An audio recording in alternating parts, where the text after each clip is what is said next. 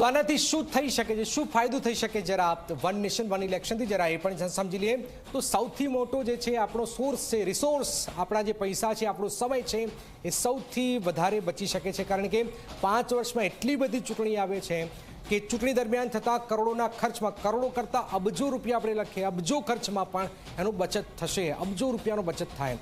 ત્યાર પછી સતત થતી ચૂંટણીથી એનો છુટકારો મળે છે, સ્વાભાવિક છે, એક દેશ એક ચૂંટણી થવાથી. ત્યાર પછી ફોકસ ચૂંટણી પર નહીં, પણ પહેલાં પણ કહ્યું વિકાસ.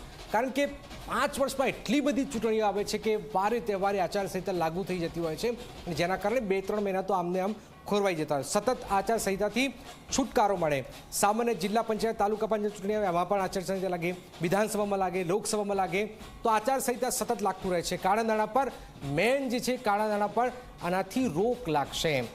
ગમે ત્યારે દેશમાં કોઈને કોઈ ચૂંટણી ચાલતી જ હોય છે. હાલમાં પણ હરિયાણા, જમ્મુ કાશ્મીરની છે, એના પછી મહારાષ્ટ્ર, ઝારખંડ, તો સતત ચૂંટણીઓ આપણે ત્યાં આવતી રહે છે. વહીવટી તંત્ર અને સુરક્ષા દળો પર જે બોજ જે છે એ ઘટી જાય. કારણ કે જમ્મુ કાશ્મીરની અંદર ચૂંટણી છે, તો આપણે કેટલો રિસોર્સ વાપરવો પડે છે એ આપ સમજી શકો છો. તો આ જે કારણ છે, એના કારણે તમે જુઓ કે શાળા કોલેજના કામકાજ પર પણ વારંવાર આપણે જે શિક્ષકોને મોકલી દઈએ છીએ, પછી જે બધું કામ હોય છે એ એક સાથે જ પતી જાય તો મહત્વપૂર્ણ રહે. મતદારો વધુમાં વધુ મતદાન કરવા માટે બહાર નીકળે. એક જ વાર 5 વર્ષમાં એક જ વાર જવાનું, વારંવાર નહીં જવાનું. આપણે ત્યાં વિધાનસભા, લોકસભા, ત્યાર પછી તમે જો પેટા ચૂંટણી થાય એમાં પણ જવાનું, પાછું જિલ્લા પંચાયત, તાલુકા પંચાયત, નગરપાલિકા તો ઊભી છે. તો કેટલી 5 વર્ષમાં તમે જુઓ તો એક વ્યક્તિ ઓછામાં ઓછું 7 થી 8 વાર વોટિંગ કરવા જાય, તો એક જ વારમાં બધું પતી જાય. હાલાકી જિલ્લા પંચાયત, તાલુકા પંચાયત અલગ છે, પણ આ જે વિધાનસભા, લોકસભાની વાત જે છે એમાં એક જ ઝટકે એનાથી મતદાન પણ ઊંચું જાય.